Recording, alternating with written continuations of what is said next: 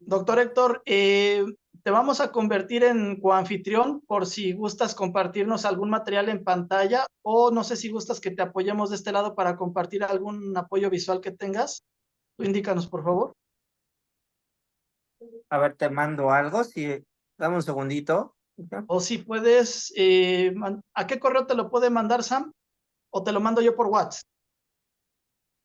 Cualquier forma, de las dos maneras puede ser. También lo puede poner aquí en el chat de Zoom, si tiene Ok. acceso al chat. Ahí también puede compartir algún archivo que quiera que pongamos en pantalla. Perfecto. Si quieres, Jorge, a lo mejor irlo presentando a nuestro invitado, al doctor Héctor Martínez. Claro, perfecto. Ok, bueno, pues ya estamos grabando, ¿correcto? Ya estamos grabando, ya estamos en Facebook. Estamos en el tercer curso, en el segundo curso, Así en la es. última sesión, el segundo curso del seminario París 24, Cobertura, Implicaciones, Impacto. Hoy es sábado 29 de junio. Estamos teniendo una jornada de primerísimo nivel. El día de hoy hablando de atletas olímpicos. Ya hablamos en la primera charla sobre los atletas en el marco del deporte espectáculo. En la segunda magnífica plática hablamos sobre las mujeres en los Juegos Olímpicos modernos, y especialmente en París. Y para cerrar con broche de oro, un especialista en temas de medicina del deporte, vamos a platicar sobre las implicaciones de los atletas olímpicos desde el punto de vista de esta especialidad tan importante. Así que le cedo la palabra a el profesor Jorge Vadillo Nieto, que junto con Hugo León Centeno, de la Ibero de Puebla, Ibero Ciudad de México y Claro Sports, estamos llevando a cabo este seminario internacional desde la Ibero Ciudad de México. Así que muchas gracias, Jorge, y adelante.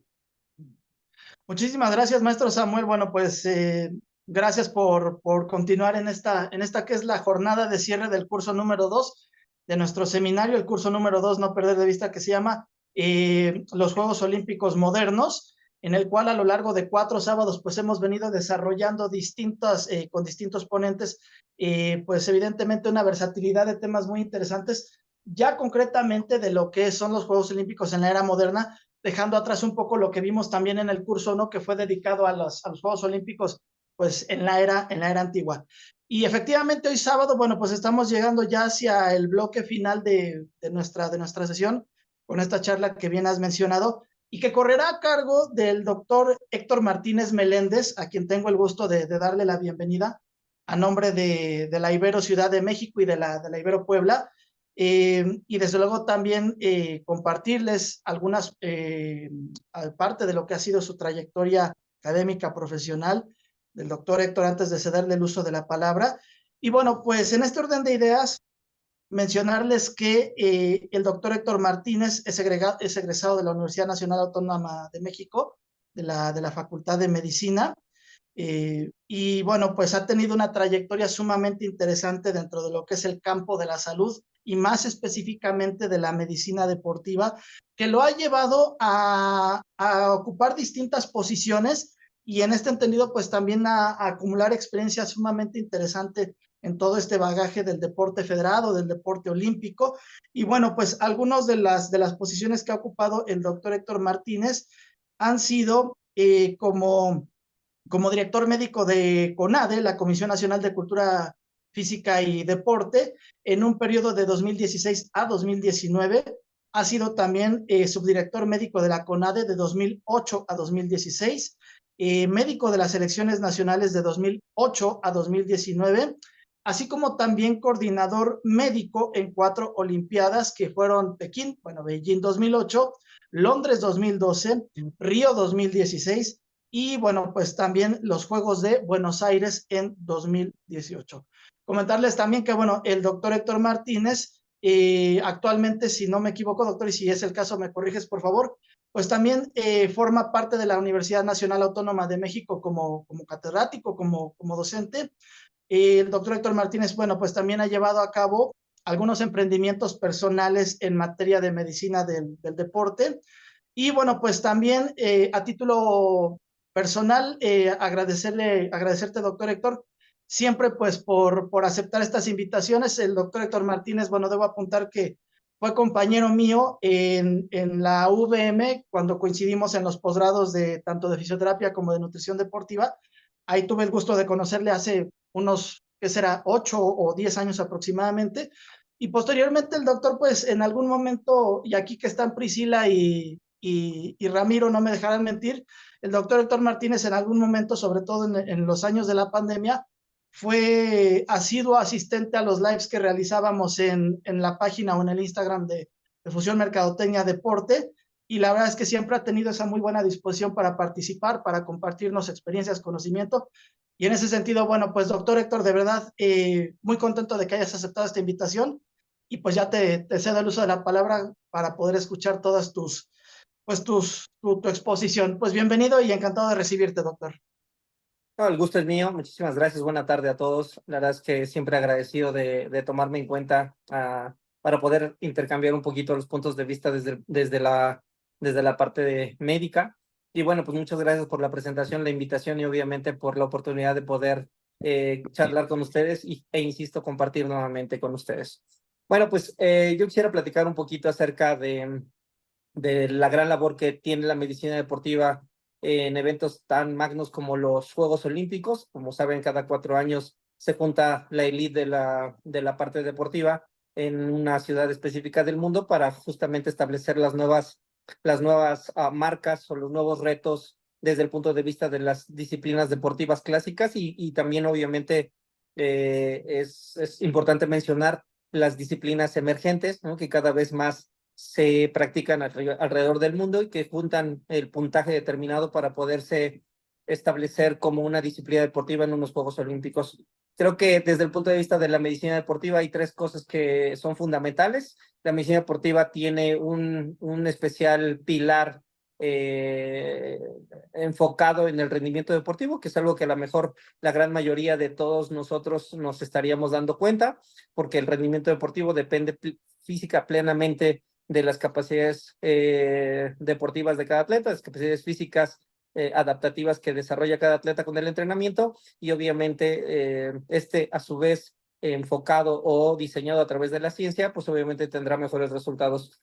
Pero hay dos vertientes y pilares de la medicina del deporte que hoy en día son fundamentales. La primera es la parte de dopaje, que hoy sabemos que es una lucha, digamos, como constante mundial y obviamente de índole tecnológico científico para poder definir a aquellas personas que están haciendo un juego no limpio y mejorar las marcas desde el punto de vista físico y obviamente deportivo. Y la otra parte es la parte de las lesiones deportivas y obviamente la salud del atleta.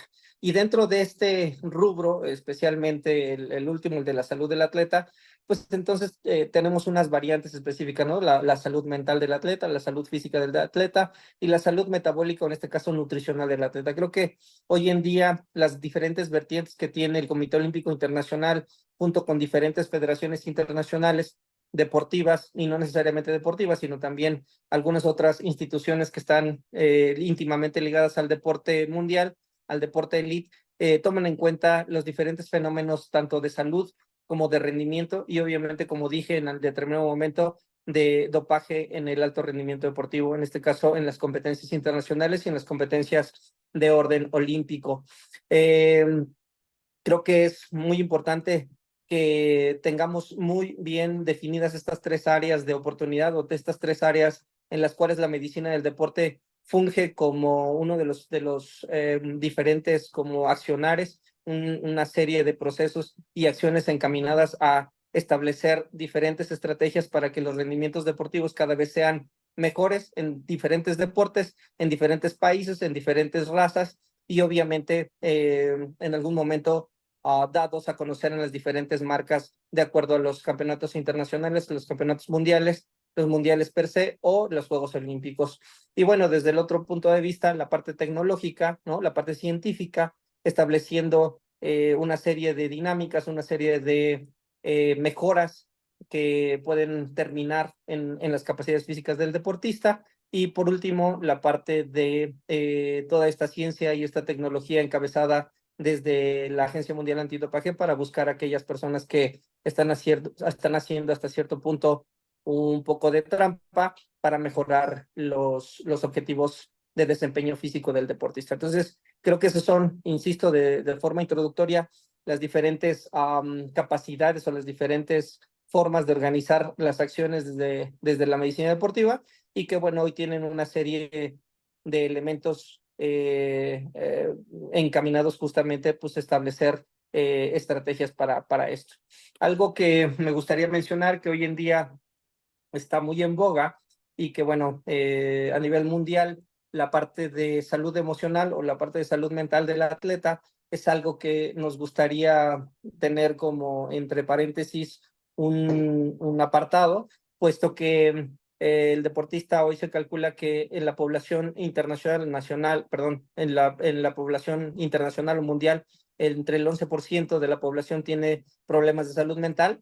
Sin embargo, un artículo publicado el año pasado en uno de los científicos más importantes acerca de problemas de salud mental en deportistas está haciendo un cálculo de alrededor del 34% de los deportistas elite y 27% de los deportistas en formación tienen problemas de salud mental, al menos tienen distintos signos o síntomas asociados a problemas de salud mental. Entonces, hoy en día la medicina deportiva no solamente se encarga, insisto, de la parte de rendimiento deportivo, sino también de algo que está quejando a una población tan específica y tan, digamos, como especial como es la población deportiva.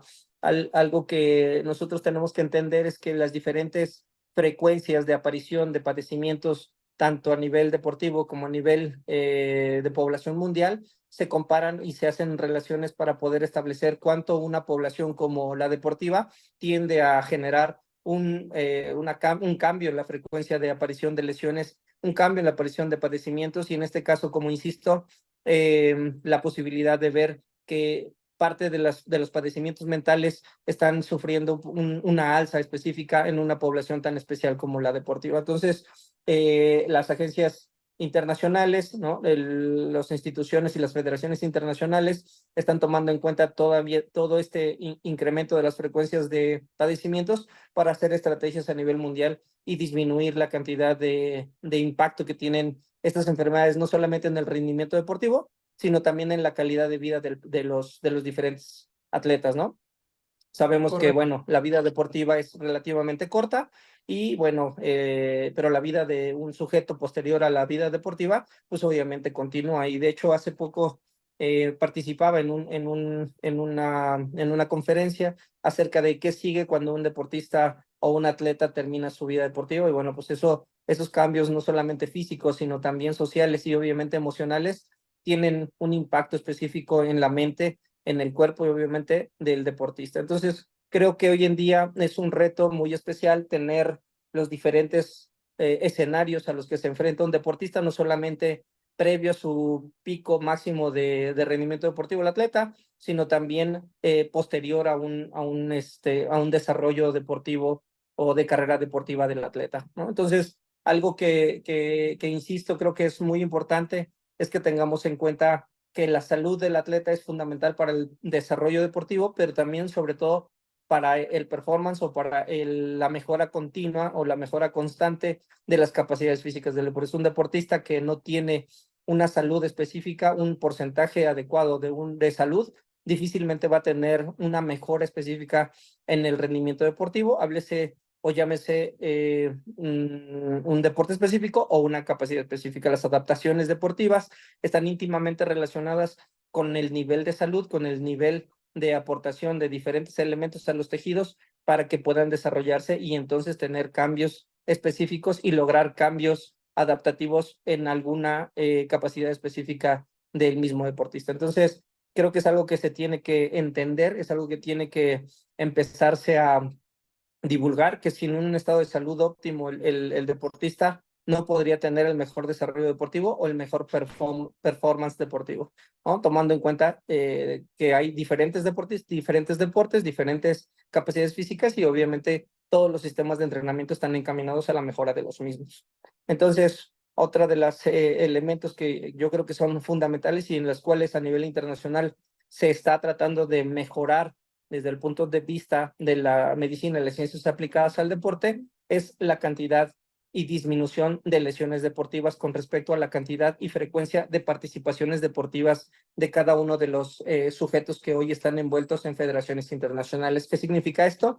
Que hay un grupo de personas y científicos relacionados con saber el impacto de la cantidad y frecuencia cada vez mayor de participación de eventos competitivos, es decir, cada vez más competencias y los programas de entrenamiento cada vez sometidos a más premura para poder hacer adaptaciones deportivas en el sujeto y que no logren realizarlas. Entonces, ese es un factor de riesgo muy grande para la cantidad y frecuencia de lesiones deportivas que hoy se están dando a nivel mundial. Entonces, creo que las estrategias de hoy en día están basadas mucho en la estadística que los sujetos, que las federaciones o que los grupos nacionales están dando a nivel internacional para poder entender los fenómenos no solamente deportivos desde el punto de vista económico-deportivos, sino hoy desde el punto de vista de la salud del deportista y de las diferentes afecciones a las que he sometido los diferentes deportes o diferentes grupos deportivos. No sé si hasta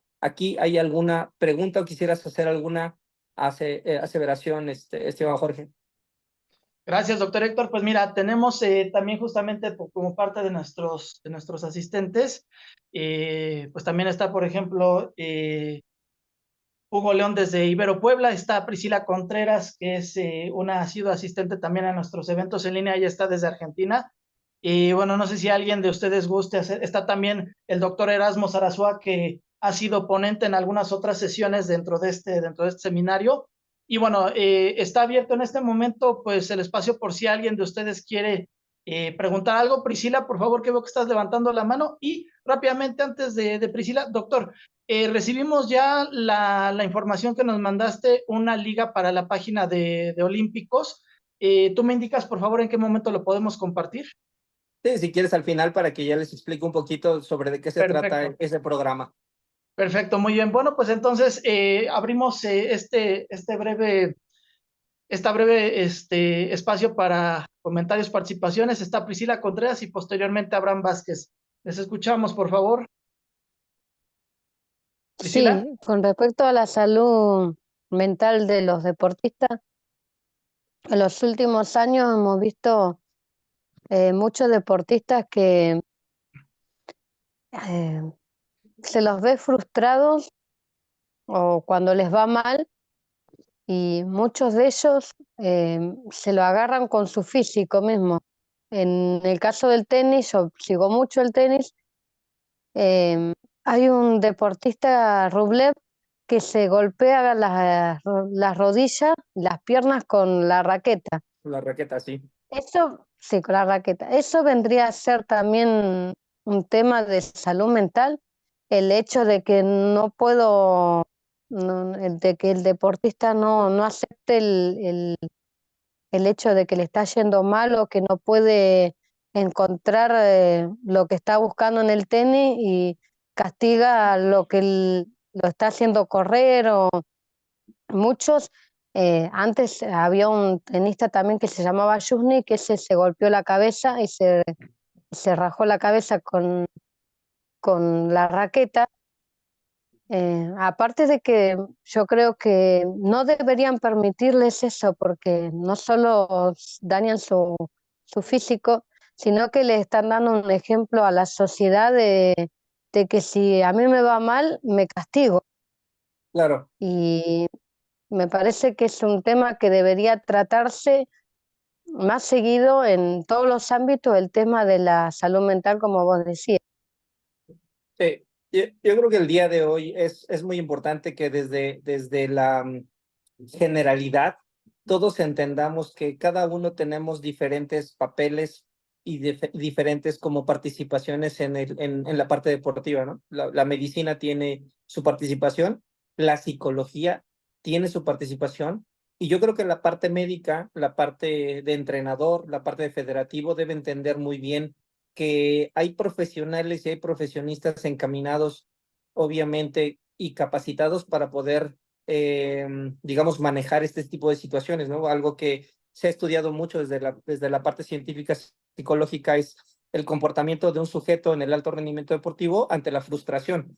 Es decir, un grupo de personas lo puede manejar de una mejor manera, tiene herramientas psicológicas suficientes para manejar la frustración en un nivel agudo, es decir, en el momento en el que pierde un punto, o un poquito más crónico cuando pierde un partido, o cuando se desvanece la posibilidad de ganar un mayor, cuando económicamente le tenía que ser como dado a alguna persona. Entonces, son diferentes estrategias, pero yo con este comentario quisiera decir que hay profesionales para poder manejar esto. Yo creo que un médico, un nutricionista o un trainer o un coach, no necesariamente tenemos la posibilidad de hacer un manejo estratégico profesional para esto, pero una persona profesional en la psicología lo puede lograr, o sea, finalmente tiene esa capacidad para hacerlo y creo que cada vez más las federaciones deberían estar como volteando a ver este tipo de herramientas, este tipo de profesionales, insisto, para que puedan salvar justamente la salud mental de los deportistas, que como dije al inicio,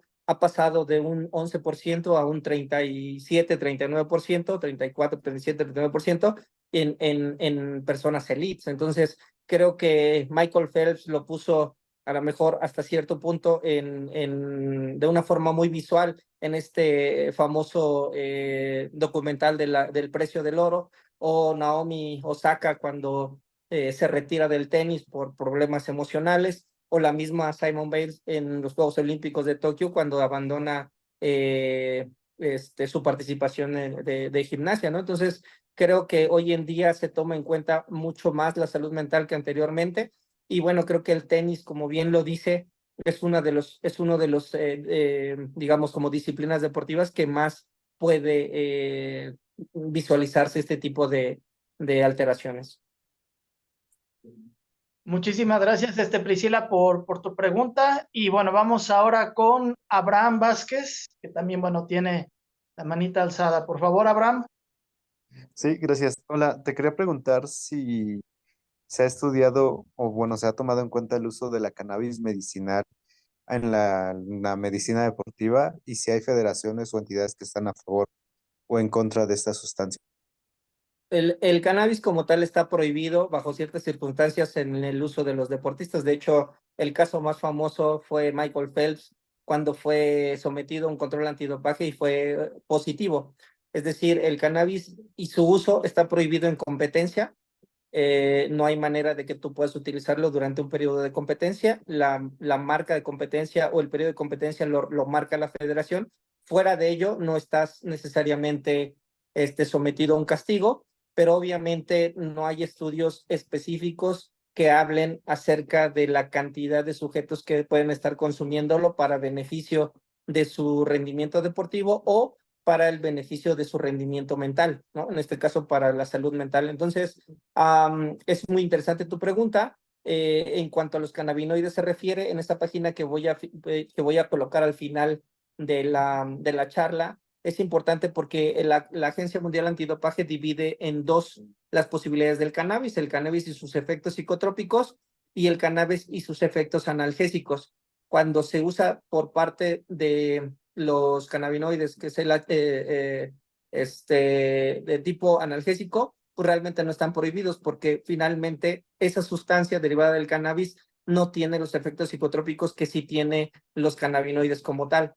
Entonces, es interesante esa parte, ¿no? Hoy en día se utilizan de una forma hasta cierto punto segura, pero si tú me preguntas en el alto rendimiento deportivo y en los deportistas que son sometidos a controles antidopaje, esa sustancia está prohibida en los deportistas.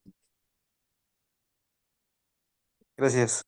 Oye, Héctor, una pregunta en relación a cómo está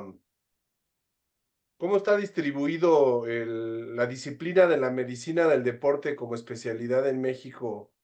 ¿Hay suficientes médicos para el alto rendimiento y para los atletas en relación a la cantidad de disciplinas y de atletas que hay en todo el país? ¿O es insuficiente todavía? ¿O sí estamos cubiertos en ese terreno? Eso es una pregunta un poquito complicada porque el número de disciplinas deportivas que hay en México son numerosas, ¿no? Independientemente de que no haya, por ejemplo, los deportes invernales. O sea, nosotros estamos fuera de los deportes invernales, pero al menos los deportes de verano los tenemos la mayoría. Aún así, la cantidad de profesionales dedicados a la medicina deportiva es bajo, ¿no? O sea, tendríamos que entender que por cada disciplina deportiva, por cada federación deportiva, hay un pool de deportistas, ¿no? Desde infantiles, ¿no? Pasando por los juveniles, los mayores y obviamente pues los elites. Entonces, creo que en ese sentido, la gran mayoría de las federaciones deportivas carecen de la cantidad de profesionales en medicina deportiva referentes. Ahora, por otro lado, y quiero ser como muy concreto en esto, creo que también es deficiente la calidad en la formación de la medicina deportiva en México. Y eso lo hemos visto un grupo de profesionales que no necesariamente nos forjamos y nos formamos en México, ¿no? Algunos tuvimos la posibilidad o la oportunidad de salir a hacer algunos posgrados y bueno, pues ahí es donde radica la diferencia entre cómo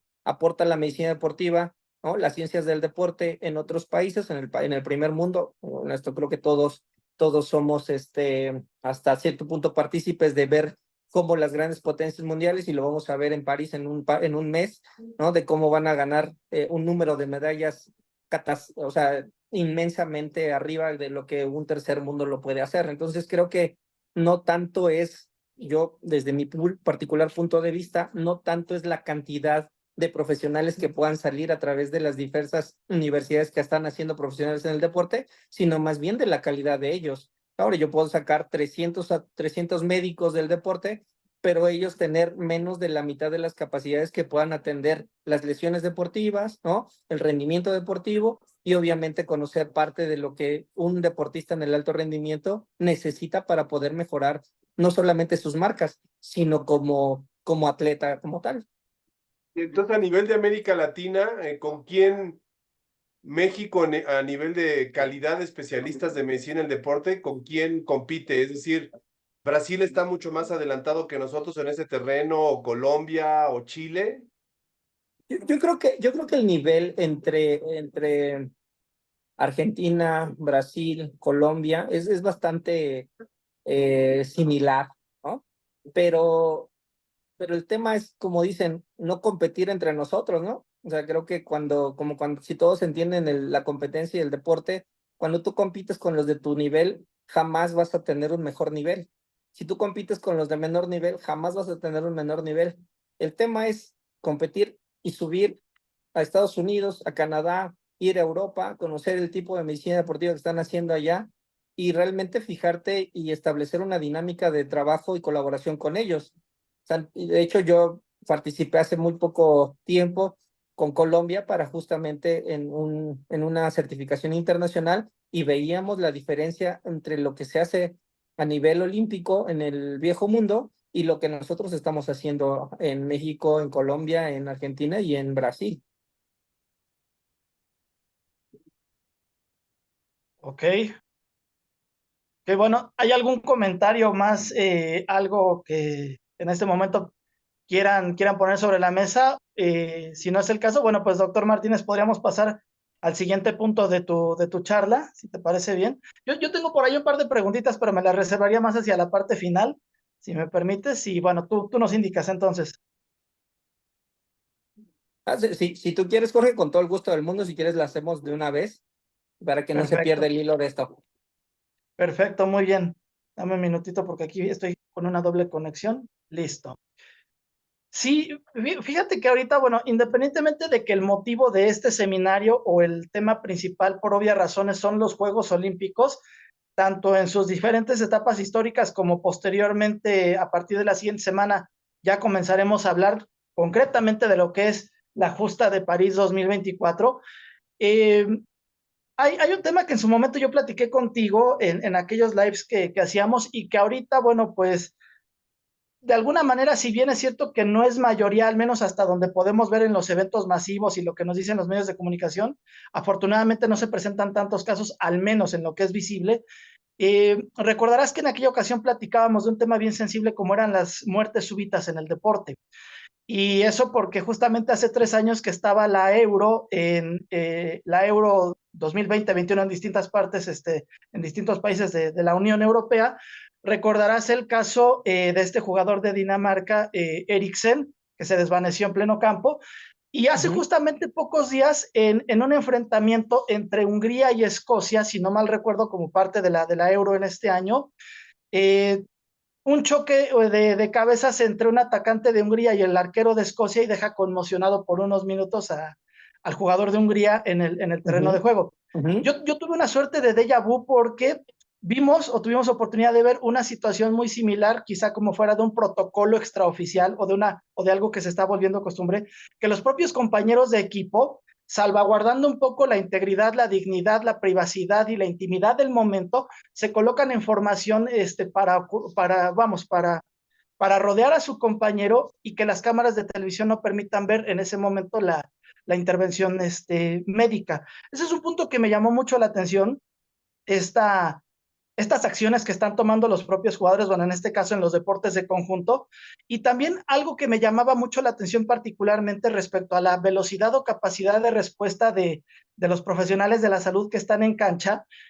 No sé si habrás tenido oportunidad de ver la imagen, doctor Héctor, pero los paramédicos o la gente que lleva o que transporta la camilla hacia el interior de la cancha, al momento de que ingresan para atender al jugador de Hungría, ingresaron, pues no rápido, pero sí ingresaron pues casi que caminando. Y algunos jugadores de Hungría rompen la formación que tenían y prácticamente se dirigen corriendo hacia los médicos o hacia los paramédicos y prácticamente los estaban casi jaloneando, los estaban empujando para que se dieran prisa a correr e ir hacia la atención de su compañero que estaba en el suelo. Son particularmente escenarios que me llaman la atención, y a 3 años de que ocurrió lo de Christian Eriksen y a 20 años que ocurrió aquella tragedia del jugador de Camerún, de Marc Vivian Foe, en una Copa Confederaciones, recordarás. ¿Cómo valoras tú o cuál es tu perspectiva de estos protocolos de atención inmediata, por así decirlo, ante una situación de este tipo, sea en deportes de conjunto o en deportes individuales? Sí, la situación es la siguiente. En el deporte hay muertes, ¿no? Y se calcula que una cada 200. Hay dos estadísticas, la estadística en jóvenes y la estadística en deportes, en deportistas mayores. Los menores de 35 años tienen dos posibilidades grandes de morir. La primera es que tengan trastornos básicos y, digamos, como hereditarios del corazón. Y los de arriba de 35 años mueren por alteraciones regularmente de tipo coronario, como el resto de la población, es decir, que tienen una aterosclerosis. Esa aterosclerosis es un tapón de grasa en las arterias, se destapa, perdón, de alguna manera se rompe, tapa las arterias y muere infartado. Pero los menores de 35 años tienen alteraciones de dos tipos, ¿no? Las del crecimiento anómalo del corazón, sometido a este corazón a grandes esfuerzos durante muchos años, remodela el corazón, altera la conducción y el atleta muera. Puede crecer mucho el corazón, o en una parte específica en este caso del Mediterráneo, hay alteraciones muy importantes en la conducción del nervio, de los nervios del corazón, y bueno, cuando son sometidos a grandes esfuerzos, estos fallan y pueden morir. Entonces, en general, las dos grandes, digamos, como muertes del corazón están asociados a si son mayores de 35 años o menores de 35 años, pero hay un tipo de muerte diferente, el tipo traumática, y que incluso puede ser mayor que la de tipo de origen cardíaco. Entonces, de hecho, la gran mayoría de los deportistas que mueren de origen traumática está relacionado con trastornos, con traumatismos craneoencefálicos o con traumatismos múltiples, ¿no? En varias partes como de tu cuerpo. Entonces, las estadísticas van de una en cada 100 o 200,000 sujetos hasta en aquellos deportistas que son un poquito más en número, que va de una en cada 40,000 sujetos. Entonces,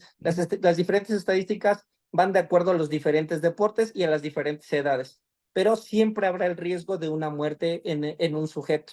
Ahora, los deportes también se clasifican de alto riesgo y de bajo riesgo para un traumatismo que puede llevar a una muerte, o los deportes también se dividen en aquellos deportes que tienen un componente tan importante en la exigencia del corazón que le da mayor riesgo de muerte súbita de origen cardíaco. Entonces, las estadísticas van en relación mucho a estos escenarios que hemos estado como platicando, pero la pregunta específica es, ¿cómo veo los protocolos? Bueno, los protocolos siempre están hechos desde el punto de vista de la estadística. Si yo estoy en el fútbol y mi estadística es de un muerto por cada 100,000 deportistas, entonces yo estoy esperando que se dé esto cada determinados minutos, ¿no? O cada determinados partidos.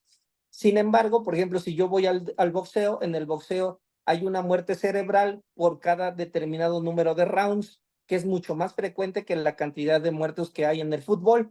Entonces, mi escenario está de acuerdo a la estadística dada en las investigaciones diferentes, ¿no? Entonces, cuando yo como médico del deporte o como encargado de la medicina del deporte de algún deporte específico, válgame la redundancia, yo debo saber mi estadística para que cuando haya un evento deportivo, entonces yo esté al pendiente de lo que puede pasar.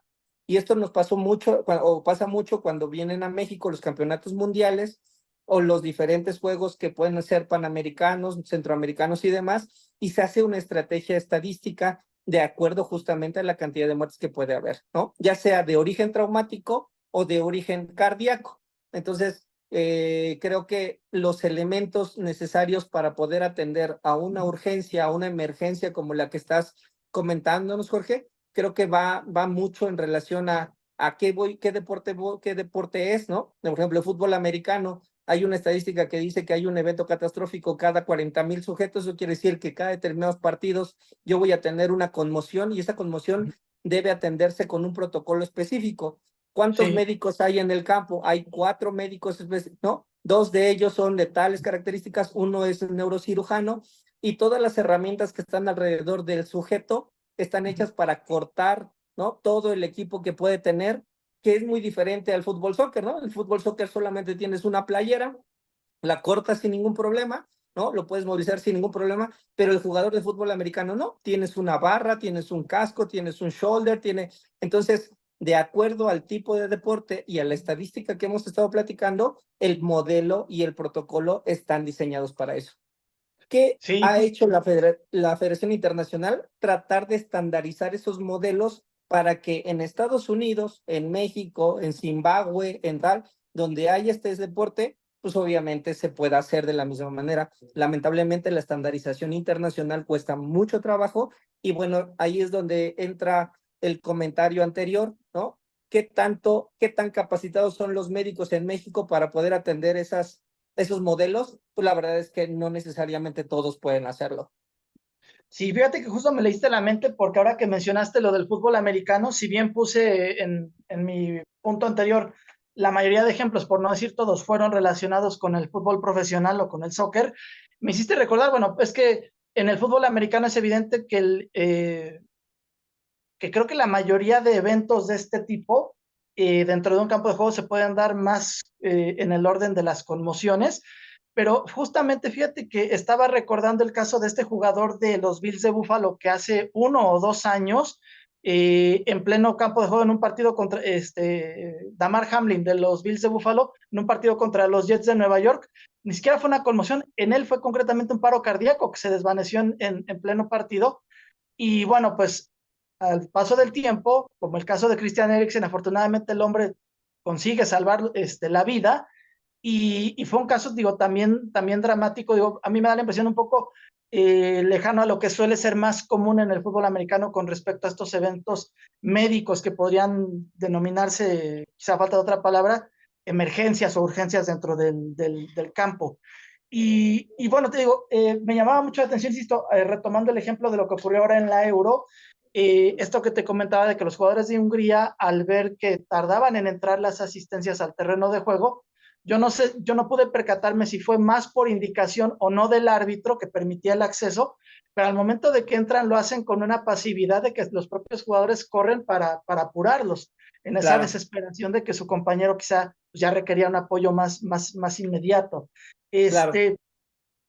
Adelante, perdón. Sí, aquí el tema es que los modelos están hechos ya a nivel internacional. O sea, hay asociaciones internacionales, por ejemplo, la Asociación Americana del Corazón tiene protocolos establecidos con tiempos.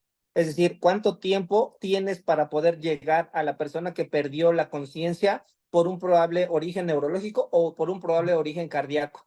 Bueno, estos protocolos deben establecerse a nivel mundial, pero insisto, si la capacitación y los protocolos no fueron dados adecuadamente y no fueron pasados adecuadamente en su momento, pues obviamente ese protocolo va a fallar porque la estandarización falló.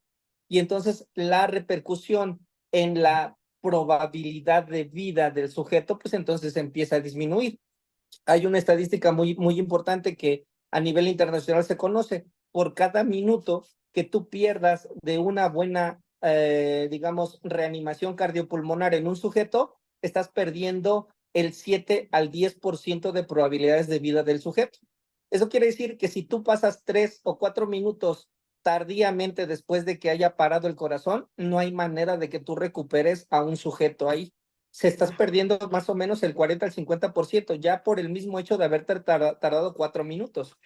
Entonces, creo que los modelos están hechos siempre y cuando se estandaricen para poder mejorar las probabilidades de atención, de sobrevida del sujeto y obviamente de la mejora de la función, pero si no se lleva a cabo, pues eso falla y finalmente pues repercute en el padecimiento determinado o la muerte del sujeto, ¿no?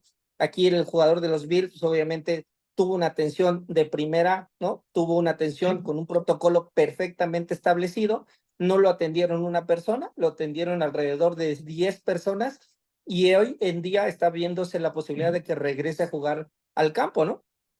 Ese es el gran beneficio de tener una buena capacitación, un buen modelo, una buena estadística y obviamente una serie de profesionales encaminados a salvarle la vida a un sujeto. Pues bastante concreto lo que nos estás comentando.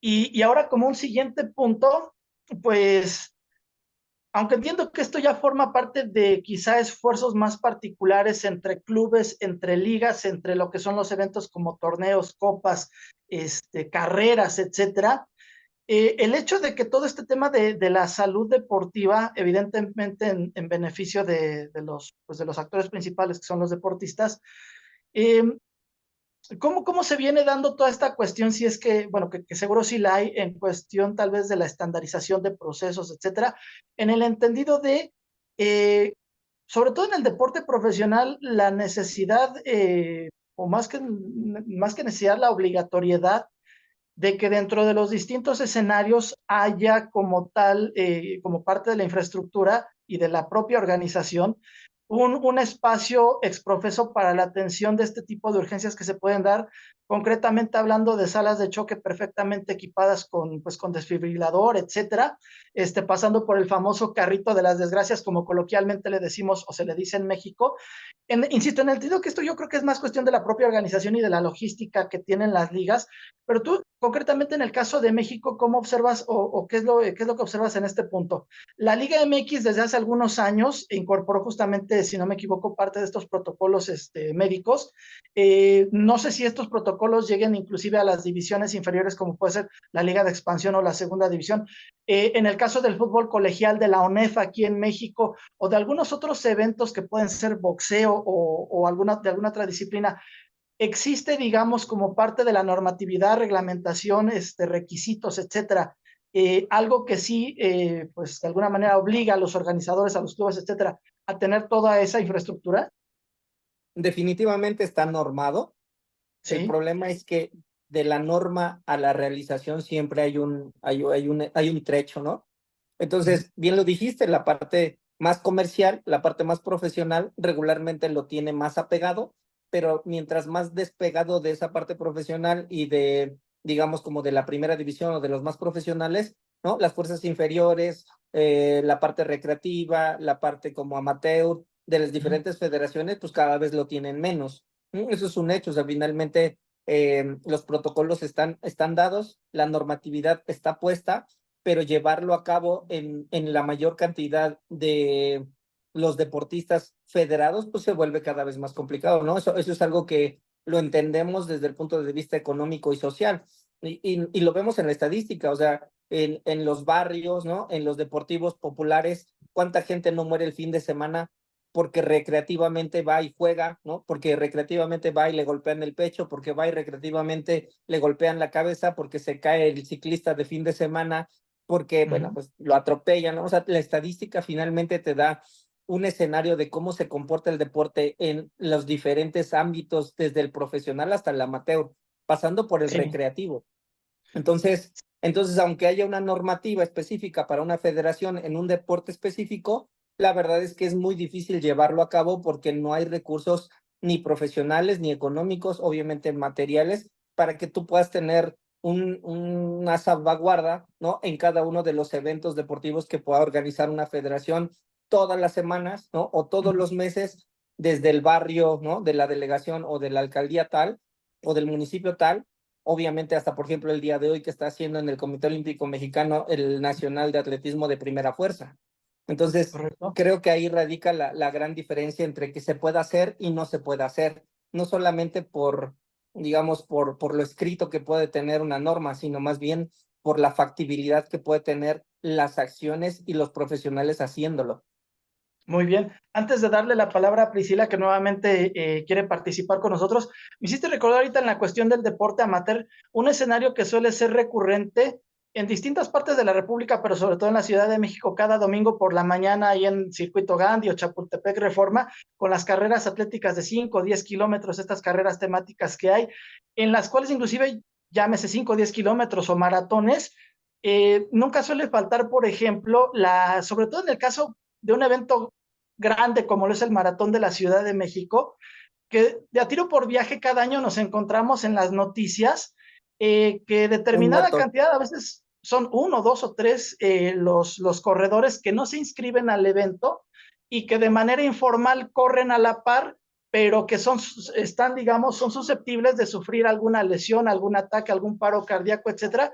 Yo nunca he tenido oportunidad de ver eso, doctor, pero en este tipo de eventos que organizan empresas particulares, pero que están sancionados por la Federación Mexicana de Asociaciones de Atletismo, estos protocolos o esta atención médica también se le puede dar a estas personas que no pagan su inscripción y que se ponen a correr, o ya es algo aparte. No, yo creo que esa parte, obviamente, hay algo que nosotros conocemos, bueno, yo llevé una capacitación acerca de la red de asistencia médica. Cuando tú haces un plan estratégico en el cual estableces una estrategia para atender a 20,000 personas, a 30,000 o a 40,000 personas, por el simplemente de hecho de tener ya 40,000 personas, estás esperando al menos una muerte. Entonces, ¿Ok? en un evento así, ¿no? Por eso te decía que la estadística es fundamental porque tú ya sabes lo que esperas. Sí. Entonces, cuando nosotros armamos una red de asistencia médico-deportiva, ¿no? Estableces el número de sujetos, en cuánto tiempo, en las posibilidades de riesgo mayor en el kilómetro tal, hablando del atletismo, por ejemplo, Sí. o del minuto tal en un juego deportivo, o del round tal en una pelea específica. Entonces, creo que ahí radica mucho el tema, ¿no? ¿Quién desarrolla ese plan médico deportivo, de estrategia de red de urgencias médico deportivas? Y bueno, Sí. pues ahí la persona que lo realiza, pues es el que tiene la responsabilidad y obviamente debería tener el conocimiento para poder tener 1, 2, 3, 4, 10 ambulancias, ¿no? De un nivel 1, de un nivel 2, de un nivel 3, con un hospital de referencia cercano a 5 minutos, a 10 minutos, a 15 minutos, a media hora y tal. Correcto, pues muchísimas gracias por la respuesta, doctor. Y ahora sí, bueno, le damos el turno a Priscila. Adelante, por favor. ¿Tienes algún comentario, alguna duda para el doctor Héctor?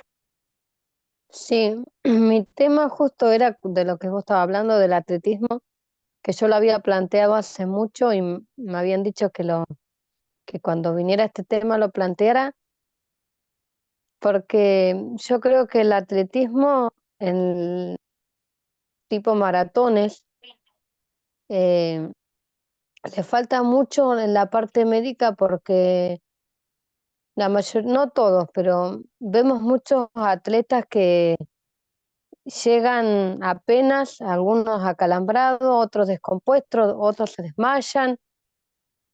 Yo creo que ese tema está, porque uno lo primero que ve a veces, en vez de decir, wow, lo logró, es mira cómo llegó.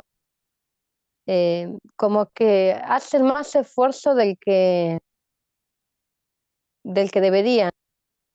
¿Y quién regula ese tema de la salud de los atletas, de cómo llegan? Porque no lo vemos en otras disciplinas, en las Olimpiadas, tan así como se ve en el atletismo, en la marcha o en las maratones, que llegan dando lástima casi los atletas y ganarse una medalla de esa manera no me parece bien. Yo creo que debería haber una regulación para o prepararlos mejor o que sean las maratones un poco más cortas y que los atletas lleguen de una mejor manera físicamente.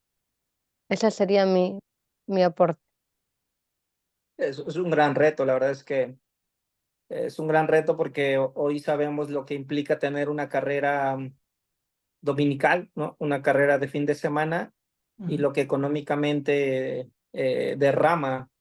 Entonces creo que aquí el tema, creo que ustedes lo han tocado ya en algún momento y lo tocarán, es que la parte económica es algo fundamental y que no puede obviarse en el deporte, ¿no? O sea, si esa carrera derrama 2 millones de pesos, pues difícilmente ya a alguien le conviene tener esa carrera, pues la verdad es que es complicado, pero tiene toda la razón, o sea, debería haber una normatividad que establezca el nivel de salud de los competidores y que es algo que se hace a nivel internacional, o sea, todos los deportistas que van a participar en París en un mes, pues obviamente tienen justo medido el riesgo, ¿no? De competencia que obviamente tendrán en unos Juegos Olímpicos, cosa que no pasa en la maratón de la Ciudad de México, ¿no? Y por eso decía Jorge, pues cada año, ¿no? Nosotros vemos una estadística de un muerto o de 2 muertos, ¿no? Por cada maratón que pasa.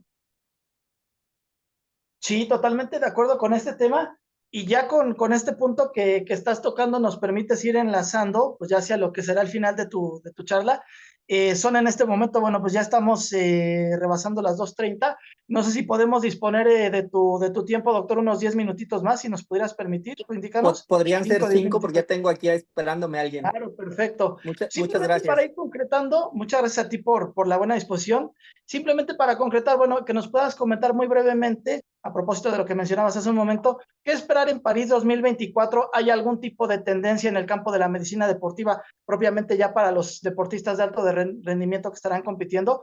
¿Qué se vislumbra en este panorama inmediato para las próximas semanas? Bueno, yo creo que lo más importante de todo es que veremos nuevas marcas, ¿no? Hace 2 días estaban las pruebas finales de Estados Unidos en los 100 metros, ¿no? Creo que veremos unas finales espectaculares, especialmente las de carreras de velocidad. Obviamente participará Kipchoge, que es el hombre récord hasta este momento de récord maratón, salvo que Kiptum murió hace unos meses. Pero bueno, pues creo que la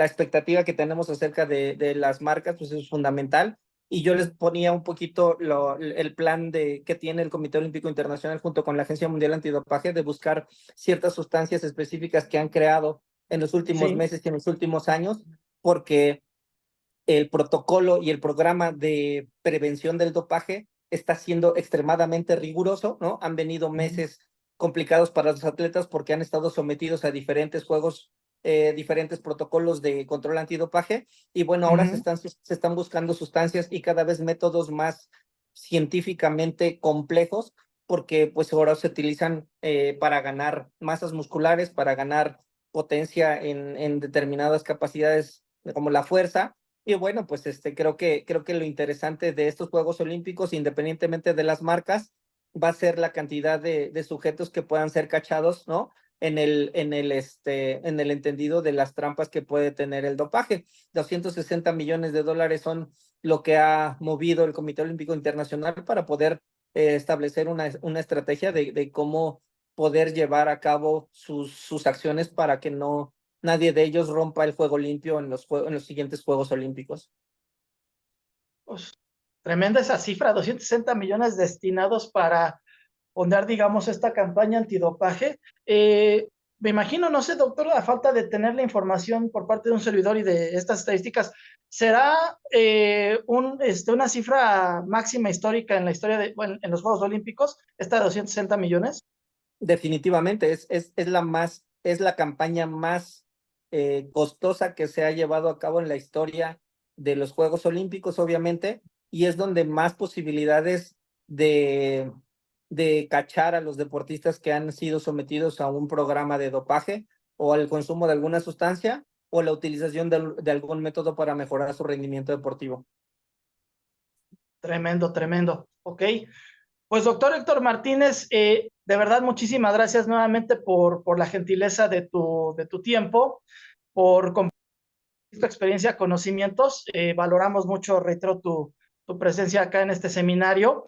Bueno, ya para despedir al doctor Héctor, Samuel, Hugo, si gustan algún comentario final para despedir a nuestro invitado. Agradecer mucho el tiempo y la exactitud de sus comentarios, nos enriquece mucho, porque nosotros venimos del área de las ciencias sociales y humanidades, y tener la perspectiva de un especialista como tú en este tema de la medicina y el deporte, pues es un lujo. Así que muchas gracias, Héctor, por No, tus al contrario, como siempre, aportaciones. agradecido a ustedes. Así es, Hugo, desde Puebla. Nada más agradecer la presencia del doctor y bueno, igual que Claudia hace rato y Jesús, gracias por Así, colaborar con nuestro seminario. Muchas gracias. así No, es. Pues les doctor mando un Héctor, abrazo. un abrazo, después te haremos llegar tu constancia y muchísimas gracias. Un gusto saludarte, estamos al habla. Estoy para servirles. Un gusto. Y nos vemos Muchísimas desde gracias. París. Oh, Claro que sí. Hasta luego, un gusto. Hasta luego. chao. Bueno, pues Samuel, Samuel, Hugo y quienes nos acompañan, pues ya prácticamente estamos concluyendo nuestra jornada de este día y con ello estamos dando cierre a nuestro curso número 2, los Juegos Olímpicos Modernos, ya prácticamente hoy nuestra cuarta sesión. Bueno, pues agradecerles a todos que nos han acompañado a lo largo de estos 4 sábados, Samuel, Hugo. Nos vemos la próxima semana para iniciar el tercer y último curso, ya dedicados al tema de París 24. Gracias. Un gusto, muchísimas gracias, Hugo. Un abrazo y bueno, pues gracias por acompañarnos. Estamos viendo próximo sábado, ya saben, a partir de las 10:30 de la mañana, tiempo de Centro de México. Cuídense muchísimo, un abrazo. Gracias.